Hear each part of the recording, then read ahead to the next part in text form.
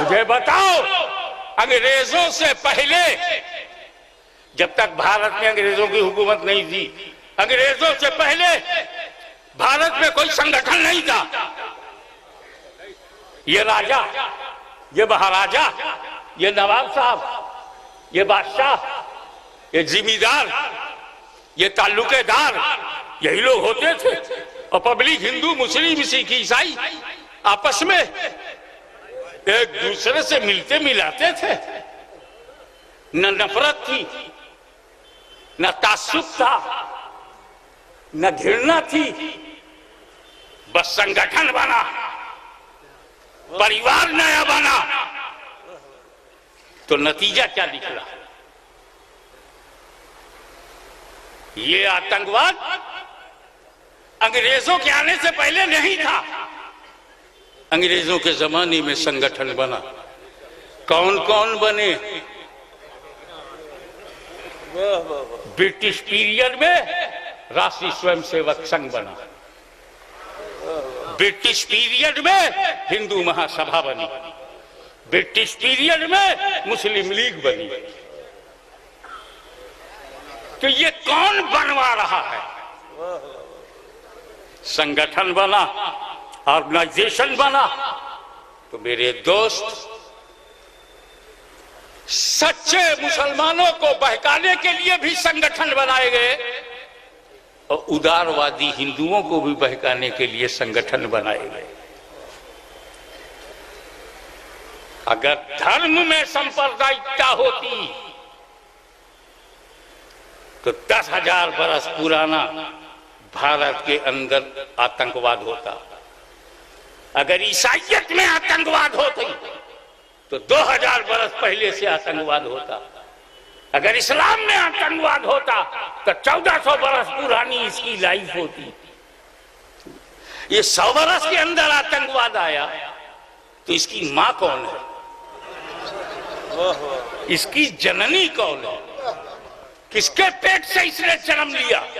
धर्म तो पुराना है, आतंकवाद नया है, तो इस नए बच्चे की अम्मा कौन?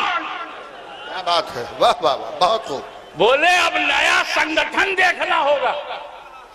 तो संगठन के पेट से आतंकवाद ने जन्म लिया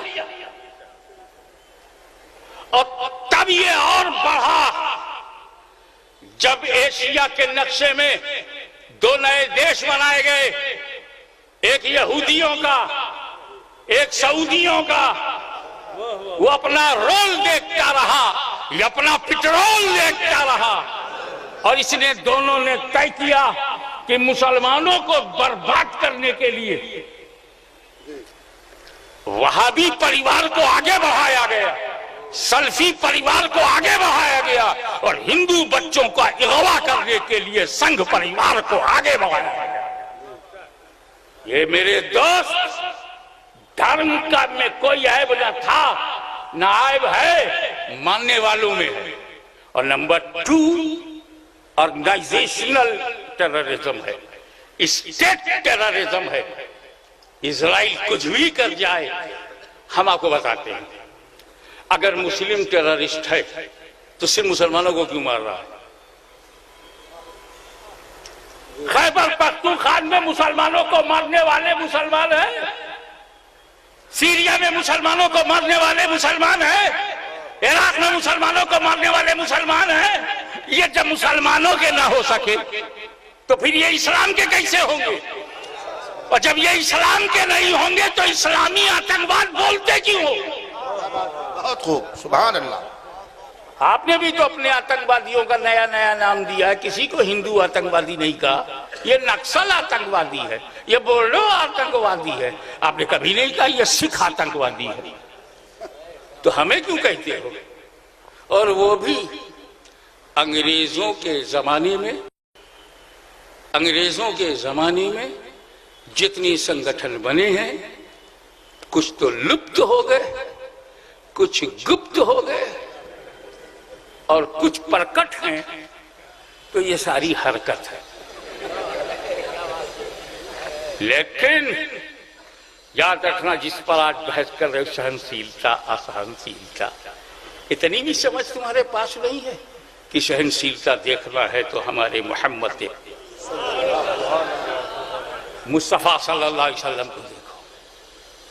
13 साल तक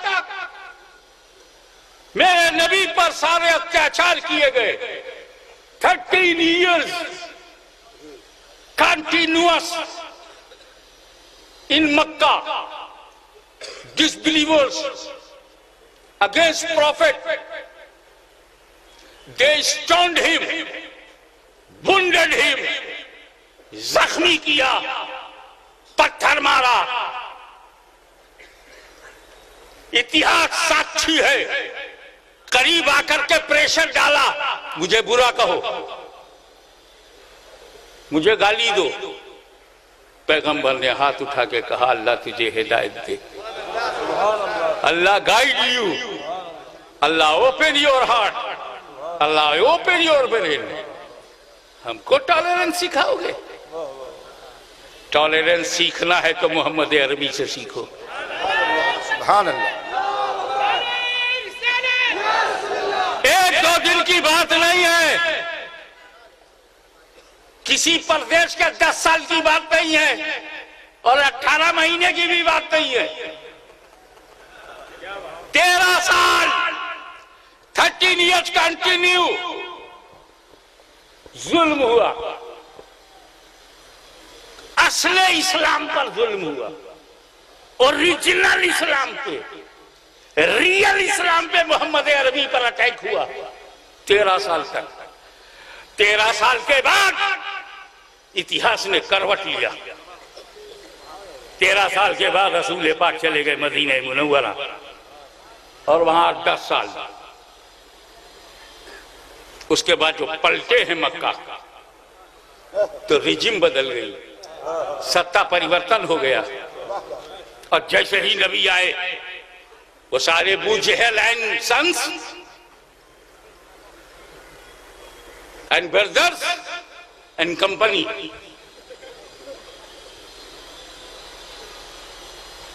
ये सब थर थर थर थर कांप रहे थे। अब हमारा क्या होगा? मैंने 13 साल तक जिसे सताया, वही मक्के में आके छाया। सुभान अल्लाह, सुभान अल्लाह।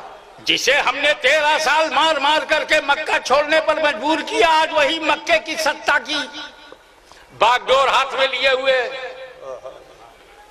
मेरे नबी ने नहीं कहा कि जो मेरा साथ नहीं देगा उसको ईरान भेज दूंगा।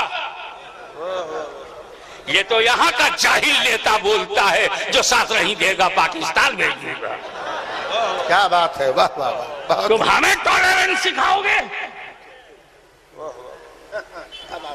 ये बिगड़े हुए मुसलमान, ये भटके हुए मुसलमान, ये सऊदी अरबिया से अपना मुकद्दर जोड़े हुए मुसलमान, ये हैं कब मुसलमान? 60,000 सहाबा कराम की कब्रों को तोड़ने वाले मुसलमानों की लिस्ट में होंगे। 350 मस्जिदों को शहीद करने वाले सऊदी गवर्नमेंट मुसलमानों की लिस्ट में। इस्लाम न कल अमेरिका को पसंद था, न इस्लाम आज अमेरिका को पसंद है। इसलिए जो इस्लाम में नहीं है वही मुसलमान उन्हें पसंद है। बचाते हैं उसको जहां इस्लाम ना हो, जहां हजरत मूसा का जलवा ना हो उन यहूदियों को बचाओ, जहां ईसा अलैहिस्सलाम का नूर ना हो उन ईसाइयों को बचाओ। असली को कौन बचाता? तो हिंदुत्व में जो उदारवाद है उसमें जहर कैसे घोला जाए? टॉलरेंस की बात करते हैं। 13 साल तक मैं किसी की बुराई नहीं करता, मुझे आजकल यही समझाया जा रहा है, इतिहास देखा करो। मैं इतिहास की तरफ नहीं जाता था क्योंकि मेरी सोच ये थी, पास्ट नेवर कम बैक। नहीं कहते देखो, वो मैसूर वाले को भी देखो, अंग्रेजों से लड़ा वो मत देखो, और कुछ देखो, इतिहास देखो। तो मैं अब आपसे कहूंगा, इतिहास देखो। 13 साल तक मेरे नबी पे अत्याचार हुआ, एक साइड में रखो। 13 साल तक एक औरत पे भी अत्याचार हुआ। इतिहास देखो। मैंने पूछा ये शादीशुदा औरत को क्यों उठा के ले जा रहे हो? शादीशुदा औरत का हरण क्यों कर रहे हो? समझ रहे हो? बोलता है इसने मेरी बहन की नाक क्यों काटी? नाक कट जाना बड़ी बुरी बात है। मैं इसकी इज्जत पे हमला करूंगा क्योंकि इसने मेरी इज्जत पे हमला किया। इतिहास देखो। उठा के ले गया, पूरी शराफत से रखा, पूरी ईमानदारी से रखा, पूरे अदब से रखा, सम्मान से रखा, छुआ तक नहीं। तो इसकी दलील ये कि अग्नि परीक्षा में, इतिहास देखो, अग्नि परीक्षा में उनकी पवित्रता का दावा किया गया। इसका मतलब सिर्फ उन्हीं की पवित्रता साबित नहीं हो रही है, रावण की भी साबित हो रही है कि उसने गंदा नहीं किया था, अत्याचार नहीं किया था, औरत के साथ बलात्कार नहीं किया था, कोई बुराई नहीं की थी। मैं आपको इतिहास से बता रहा हूं। लेकिन 13 साल तक अशोक वाटिका में सम्मान के साथ, प्यार के साथ, अदब के साथ, एहतराम के साथ एक औरत को रखा गया, तो इसकी प्रतिक्रिया में पूरा लंका जला दिया गया। किडनैपर एक है, सजा पूरे देश को दे दी गई। क्या बात है? मुझे बताओ, सहनशीलता उधर है या सहनशीलता इधर है? वाह वाह, बहुत खूब। बेशक किसी शरीफ औरत, किसी शरीफ मत की औरत को उठा ले जाना महापाप है, तो ठीक है, जिसने ये कुकर्म किया है उसे सजा दो। बंबई में कोई किसी पाकीज़ा पवित्र औरत को उठा ले जाए तो पूरी बंबई को कोई आग लगाएगा क्या?